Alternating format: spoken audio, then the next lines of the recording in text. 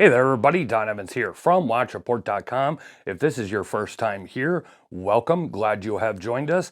What are you in store for here? You're in store for a real honest watch review. That's what I do here at Watchreport.com.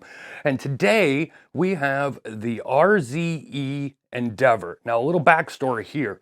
This brand started out as a different brand, not a different brand, but a different brand name.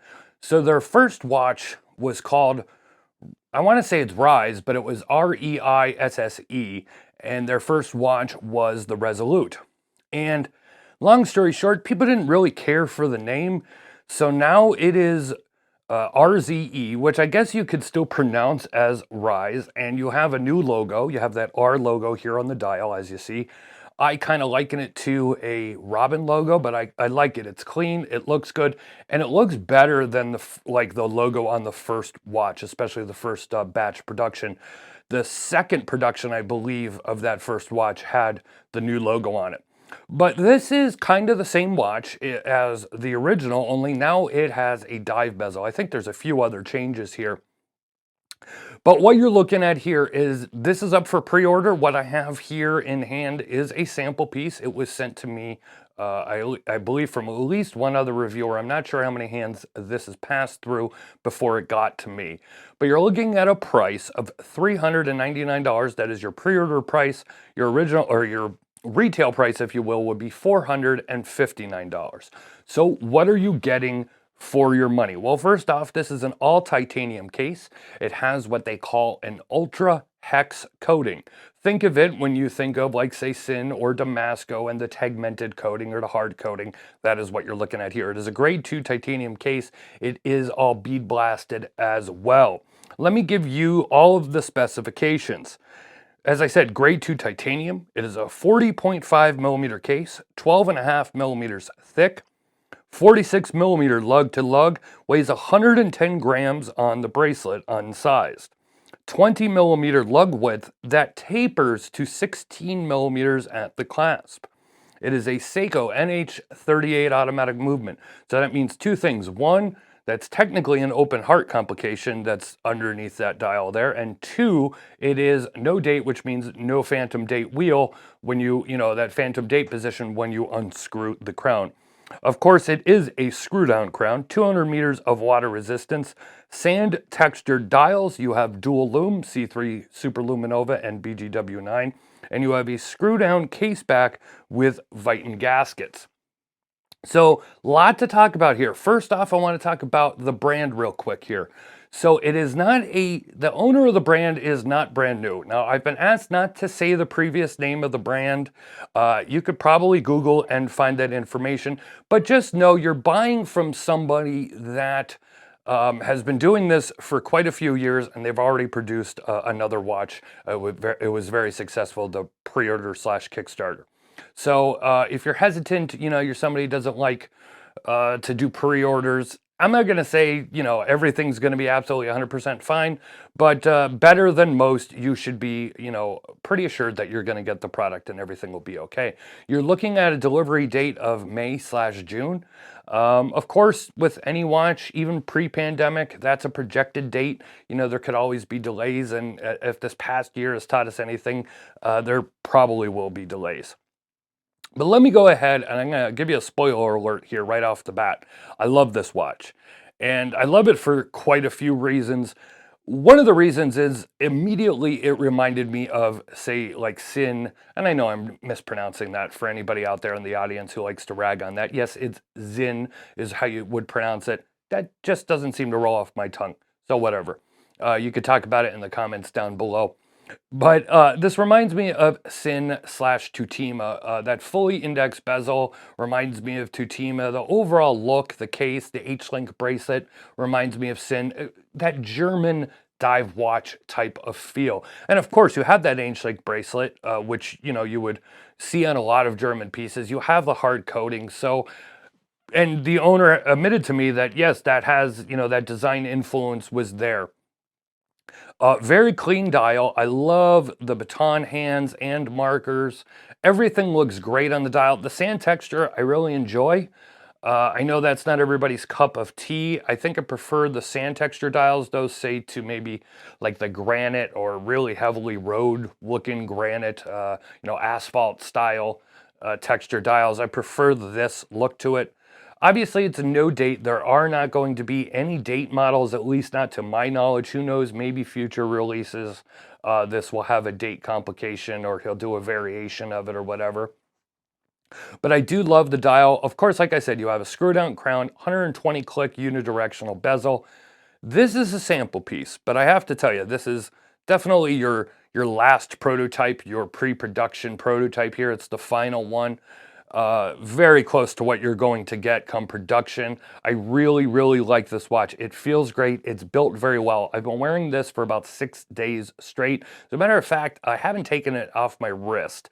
I just fell in love with this watch the second I saw the images originally when he first started promoting this, and then as soon as I got it, I was like, man, it's just my type of watch. So even though it's only 40 millimeters too and tapers to 16 millimeters, size-wise, that's something I never thought I would really like or wear. 10, 15 years ago, if you had told me I was gonna be wearing a 40 millimeter watch with a bracelet that tapers to 16 millimeters, I would have told you you were a liar.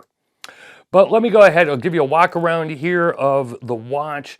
As I said, you have that bead blasted coating all throughout. You do have drilled lugs.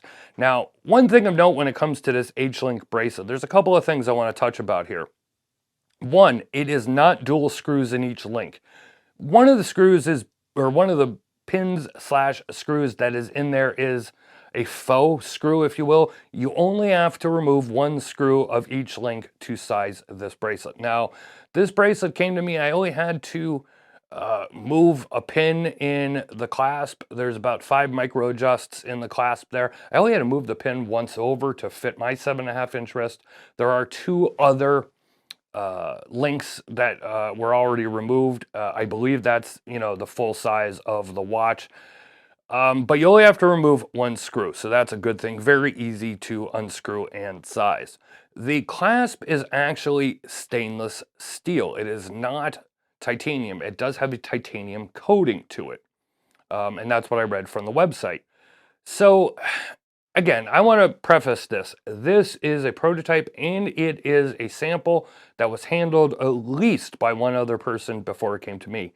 So it does have the Ultra Hex coating to it, but you're going to see scratches on the case back, a couple scratches on the clasp, and most importantly, right at the part at the top of the clasp where it touches the first link of the bracelet, you're going to see not exactly scratches, but those rub marks. Now again, this was handled, this is, I assume, photographed before it got to me, worn before it got to me, everything.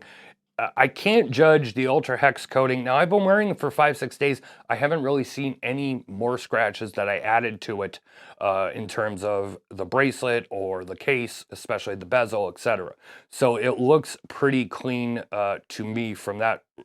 And now I'm second guessing myself as I'm talking because the last review I did, I hope I mentioned this does of course have a sapphire crystal. I think I read off all the specs I had typed out, but it is a sapphire crystal with an anti-reflective coating in case anybody was wondering and I missed it. Of course, as always, if I do miss something here, please don't call me out. I don't talk to me like another human being because that's what I am and that's what you guys are. And if there is something I miss, please go ahead, just leave a question in the comment section. And as soon as I get a notification, I'll do my best to respond to it ASAP. So yeah, as far as the Ultra Hex coating goes, it does seem to do a pretty good job. But again, this particular piece was handled before it got to me. Loom on it is excellent. I'm going to tell you a little story here. I don't know if I'd quite put it in that Seiko Loom category, but I'll tell you this. I went to bed early a couple nights ago. It was about 10:30 in the morning, or 10:30 at night. 5:30 in the morning, no lights on in our bedroom, and now it's not glowing on my face, of course, like when it's first charged, and I do not charge my watches under a lamp or anything before I go to bed. I don't believe in that. I feel if the Loom is going to be good, it's going to be good, and I'm either going to be able to see the time in the middle of the night or not. 5:30 in the morning, I woke up. I was able to tell the time and see it on this watch easily. The Loom was still glowing enough for me to see it. That's pretty damn good Loom in my opinion. Of course, like I said, it is dual Loom, looks great, lasts a really long time in my opinion from my testing of it. So if you like Loom, even though those thin markers and thin hands look like, hey, that's not going to glow for extended period of time, you would be wrong. I really do like everything about this watch. It is a style that I like. It is a style that I gravitate towards. It's titanium, so it's very comfortable. I like the all bead blasted look. The dial looks great. I like the new logo, everything about it. So if I'm going to give it a negative, it's that it's not available yet, and that these are the only pieces available, and I have to send this off to another reviewer. So that's going to be my negative on this particular piece. If you want to see more about this, you guys know the drill by now.